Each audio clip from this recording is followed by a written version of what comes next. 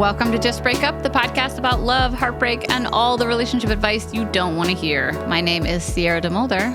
And I'm Sam Blackwell. And today we're going to answer a letter from somebody who is trying to be apathetic towards her ex.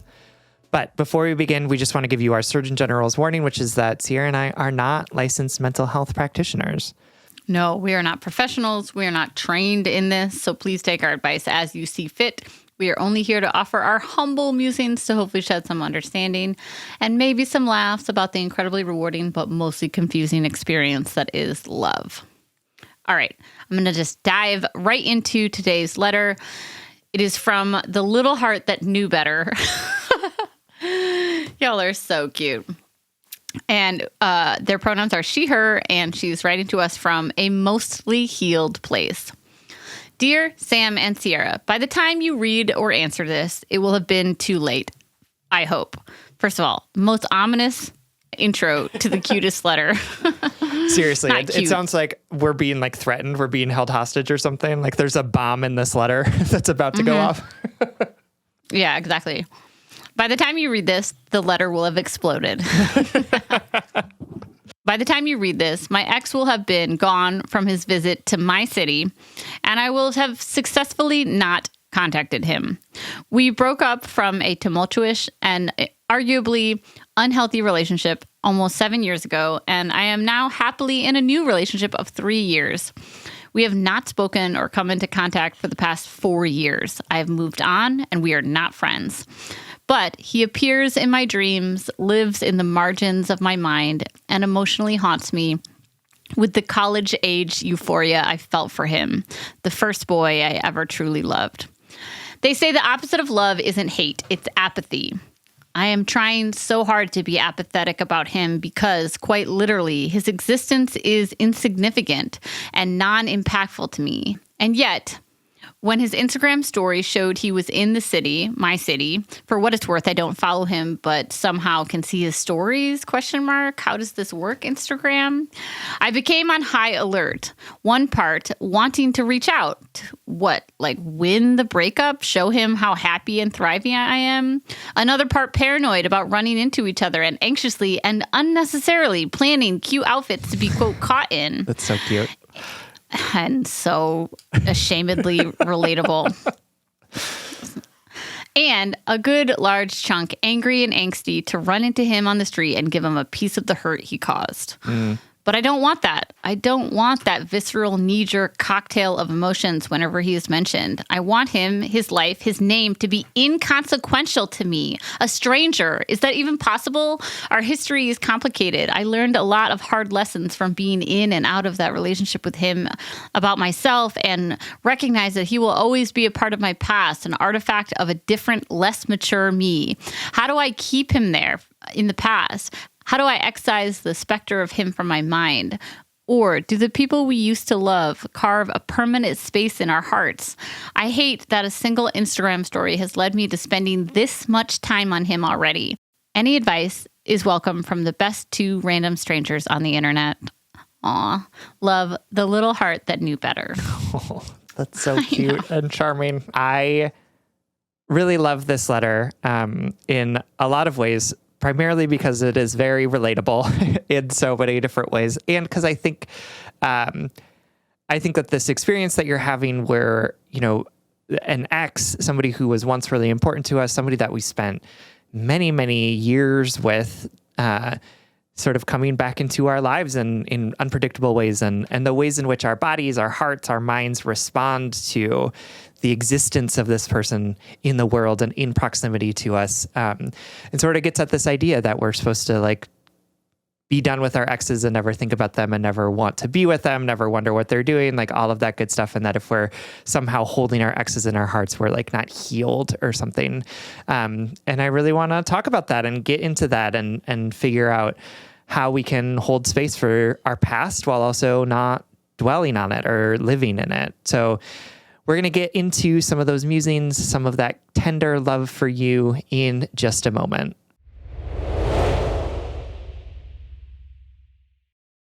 All right, my darling. I also love this letter I love how tangibly and poetically you wrote it because it's so relatable.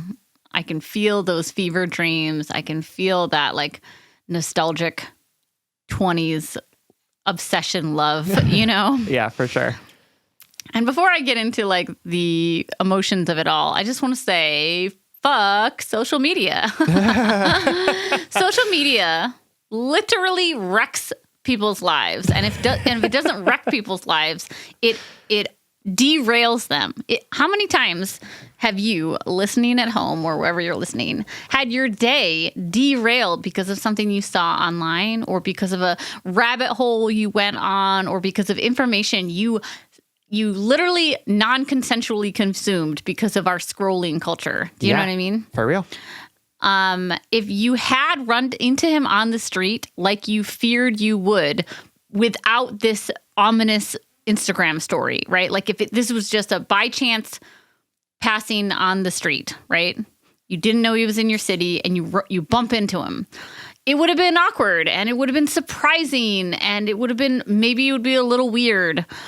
But life is awkward and weird and surprising. Those moments happen all the time, and they happen naturally just because, you know, the universe has like a fucked up sense of humor.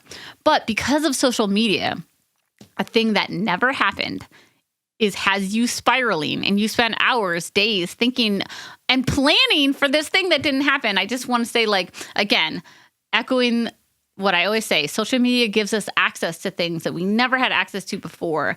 And this instance like took time and emotional labor from you. You know what I mean? For sure. All to say, summarizing all of this down to, you should block this person. I don't know what Instagram is doing. I don't know what weird little glitch happened here, because like I've never heard of that. But like, you know what makes you not able to see their stories is when they're Blocking blocked. them. Yeah, that's real.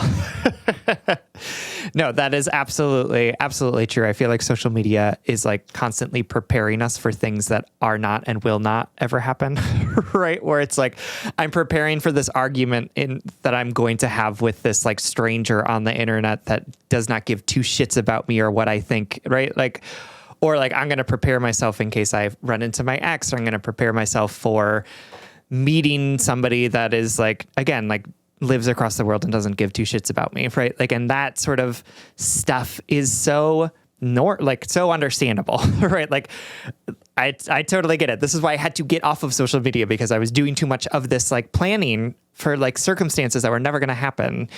But I do think that like, even without the presence of social media, there is, at least for me, all of these like lingering sort of moments of what would happen if, when it comes to people that are important to me or were important to me in my life, Totally. right? Like, I'm not on social media. I have most of my exes, even before I was off social media, I like had most of my exes blocked on social media. And still sometimes when I go, this just happened recently where I went to a show and I was like, what if I run into my ex here, right? Like, he was a theater person. Like, it's very possible that he might be here.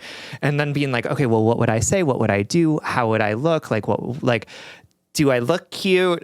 Do I like, is it going to be weird? Are we going to say hello? And I don't think that necessarily means that I'm still hung up on my ex, or that he's not like living in the past for me.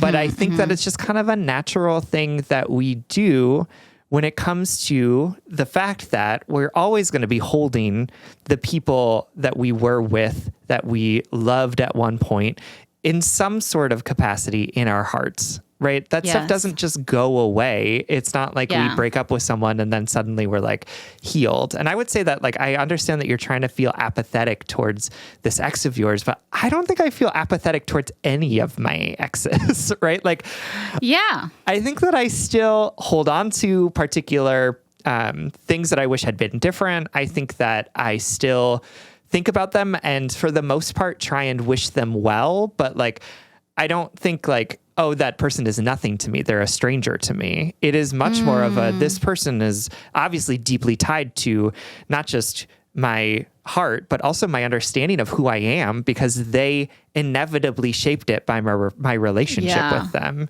And so I don't feel nothing for my exes. I certainly don't feel like strong love or like longing, but Adoration, I do, yeah. right? Like I do certainly feel something for them. And I don't think I want to get rid of that because I feel like I want to feel connected to them in some way because again, like they are part of who I am. They are how I came to be in this relationship, doing this podcast, in my friendship with Sierra, right? Like all of those things have been 100% shaped by the people that I've loved and that I've been in relationship with.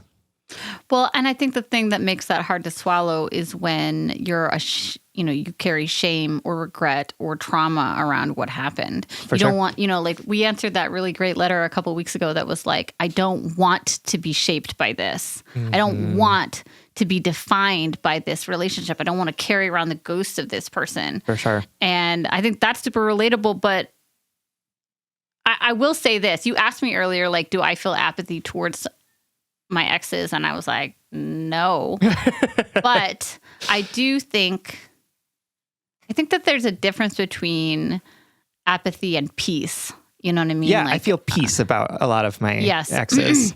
And I think that time gives you the opportunity to, I will always look back on certain people in my life and wish that it went differently. Wish that I didn't allow that. Wish that I responded differently. Wish that I acted differently. Wish that I was like more mature or kinder or more blunt or, there's hindsight is 20/20 and I will fixate on that. Or especially, if it's something of like an unrequited love or whatever, the hurt part of me will always want to prove my worth to them.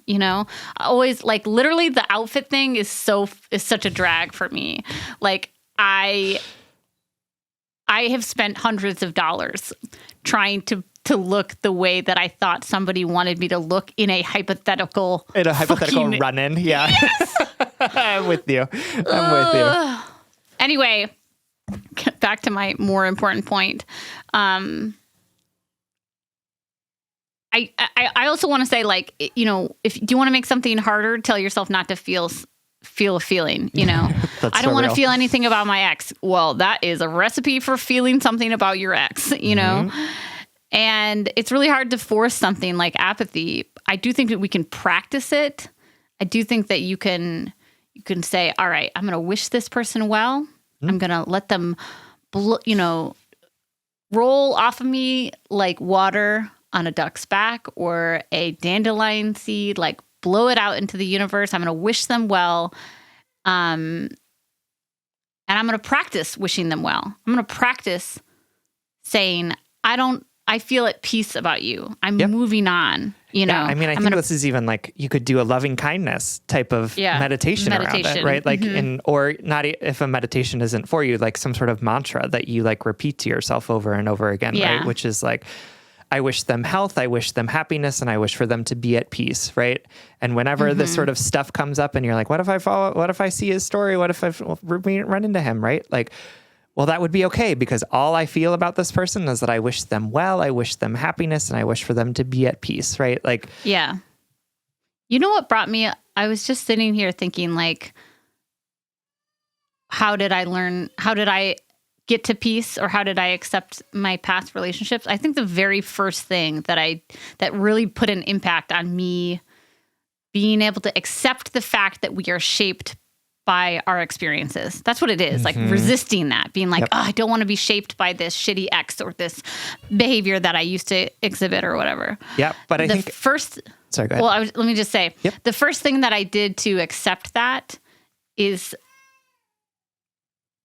really understand that I was trying the best that I could in that moment. Yep. With the knowledge and experience that I had at that time. I remember laying in bed thinking about my first really toxic relationship and a shitty ex that I had.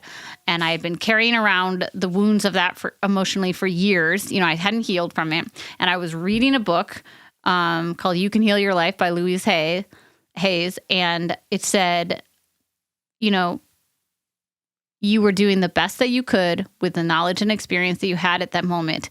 You have different knowledge and experiences now, you have perspective, but you didn't back then. So that was the best that you could do. There's no better version. And I remember I burst into tears when I realized not only was that that was the best that I could do. That was the best that my ex could do. Yeah. That was the best that they could do. And there was no better alternative or Yep. I couldn't have done better back then. Yep. And just accepting that and giving myself some compassion for like literally being a work in progress and being better now. Really celebrating the fact that I'm better now. I'm different now. Yeah. That's what gives me peace. Absolutely. And accepting the fact that we can make mistakes and still be people who are worthy of love and worthy of respect, right? Like, I think that when I look back at so much of that too, is like, that feeling of like, oh, I should have known better. I should have done better. And looking back and saying I could have done, like, if I were in this now, I could have done it. Or like, that was an objectively bad decision that I made, Yes. right? You know what I mean? Where it's Yeah. like, I just Yeah. really regret that I did that.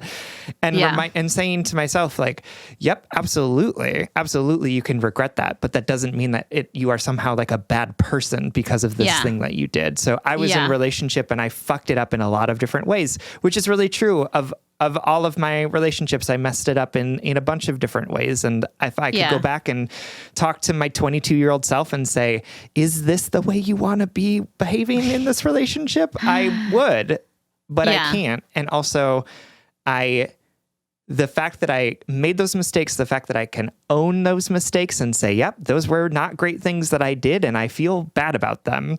Doesn't mean that I then have to sit here and somehow like prove to other people or to myself that I'm still a good person, right? Because that understanding of my own worth is always there, no matter if I fuck up or if I do everything right. And so part of this, I think, also is about doing some of that, like Sierra said, doing some of that self-work to say, who you were in that relationship was the best possible version of you. And that best possible version of you, with all of her flaws and all the mistakes that she made, was also still a person who was worthy of love and is not bad or naughty or a terrible person because of those things that you did in that relationship, right? You were just a person who was trying to do the best that they could at that moment. And I think that was like, and it was and kind of is often still like a very hard thing for me to accept. I credit doing this podcast with helping me like, really figure 100%. Out that is really true, because we keep saying it to you all and then we kind of like have to believe it for ourselves. I think the tricky part for me, like I still struggle with like wanting to prove something to somebody. Like, for sure. If wanting to prove that like I'm not as crazy as I used to be, or not wanting to prove that I know better now. And that's what I'm working on now, is like that internal piece of like, I don't need to change people's minds about me. I don't need to prove that I am not who I used to be. Like, it's okay if they have a different narrative about me. And that's fucking hard. I think that's like our life's work, right? Yep. Absolutely. Is really loving yourself and letting yourself accept that love without having to, quote, like earn it from other people's perceptions about you. Right. It's like, once I prove to everyone else in the world that I'm lovable, then I can believe it. And it's like, no. Sometimes people are just not going to like us for very legitimate reasons. But that doesn't mean that we're not lovable. That doesn't mean that we're not worthy of love and respect. I do have one more thing I want to add that I just want everyone to hear loud and clear. I want you to internalize it for yourself. I want you to internalize it for your partners, future partners. It is not weird or ever wrong to dream about someone from your past, or to think about someone who had a big, impact on your life. It might be, unbidden. It might be like, man, I don't want to think about this person again. It might be triggering. It might be, I don't know, compulsive or whatever. But like, thinking about somebody who had a big part of your life, who shaped who you were, ruminating on how you're different now is not something that's wrong. It's not, it happens to everyone. Literally everyone does that. Everyone dreams about people in their past. Yep. I don't care if they say that they don't, it's literally your subconscious, For sure. And our brains are made to reflect, to think back, to be triggered, not in like the traumatic way, but in like, oh, you see a plant that reminds you of a walk that you took with your friend, your ex 7 years ago. I don't know. Like, that's literally like a thought trigger. And it doesn't mean that we are not healing correctly. It doesn't mean that we don't deserve peace. It doesn't mean that we're meant to be with that person. It's just a part of our brain's like wild chemistry and the playground of our minds, right? For sure. I think that people take it as an omen or they take it as a curse, right? The omen is, oh my God, I'm still in love with this person. Or your subconscious just takes you places. Or they take it as a curse of like, oh my God, I'm going to be defined by this person forever. I hate that they're still a part of our makeup. Listen, I connect with that. I literally hate the way my brain works sometimes, but I have to give myself some compassion and some grace that like these people, not only did they shape who I was, who I am today, not only have they like had a huge impact on how I understand the world around me, I also loved them. Also, I imprinted on them in a way, or they imprinted on me, and we're all just figuring it out what it means to be human and what it means to be human in partnership with one another. And unfortunately, we learn by mistakes. We learn by trying, by throwing ourselves into this like arena For sure. of partnerships and figuring out with no directions, no manuals, and a lot of times no past experience. So absolutely. It makes a lot of sense that we're going to go out there, meet somebody else or multiple someones, make a ton of mistakes with them because we are hardwired for mistakes, especially in partnerships. For sure. And then learn from them. For years, learn from them. I'm still unpacking revelations about partnerships and relationships and friendships and choices that I made a decade plus, I'm always going to learn from myself. I hope I'm always going to learn from myself. And that unfortunately means thinking about people and memories that make me uncomfortable. For sure. Absolutely. All right, little heart that knew better. Your heart doesn't know better. It is only capable of doing this thing of returning to the past because that's what our hearts do. And I hope that you find this advice helpful. I hope that this brings you, if not apathy, then at least peace with the reality of how deeply woven our past are into our understandings of ourselves and our experiences of our present. And it's okay to think about your ex. It's okay to wonder what he's up to and whether or not he is going to think that you look cute. And it's also okay to say, I don't want to spend as much time here, so I'm going to wish this person well and focus on what is immediately in front of me. Yeah, absolutely. We love you so much, my darling, and we hope that this helps. Thank you so much for writing. We love you. All right, this brings us to the blind date segment of this episode because it is Friday, and Friday we do a blind date where we set you up with something that we love, that we want to send you home with. And this week, we are sending you home with... rereading a book that you read when you were in high school and really liked. This is classic. Yeah, right. Classic blind date. So we're going old school again, where we just like say weird things. This happened because I obviously reread my favorite book from high school, which is The Amazing Adventures of Cavalier and Clay. And I was thinking about like whether I wanted that to be a blind date. And I don't think that I do because like upon rereading it, was like, there are things about this that are like not as great as I remember them being when I reread the book or when I read the book in high school. But it was such a fun experience to like go back to something that brought me so much joy, that also like really shaped a lot of who I am and how I understand the world. And like going back to remembering like what my experience was the first time I read this book and how like it like opened my eyes to like so many different possibilities. And so like the book itself, I think I learned a lot about and have some different perspective on now that I am much older than my 18-year-old self. But the experience of it was really lovely and wonderful, like nostalgic, but also like it made me appreciate like how far I have come since the first time I've read that book as well, right? Like how I have like learned and processed through different things.